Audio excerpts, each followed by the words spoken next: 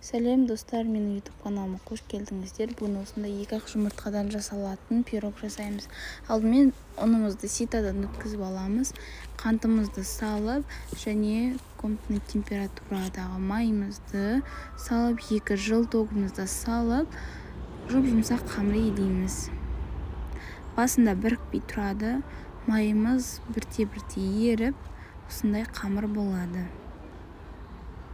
Қамырымызды 1 сағатқа тоңазытқышқа салып қоямыз. Одан қантымызды және 2 жұмыртқаның ағын салып араластырамыз. Үстіне қаймағымызды салып араластырып, крахмалымызды салып, тағы да араластырамыз.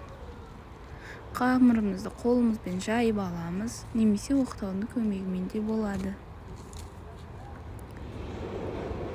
Жайып болғаннан кейін ішіне начинкамызды құйып, бетіне өзіңіз қалаған начинканы салсаңыздар болады.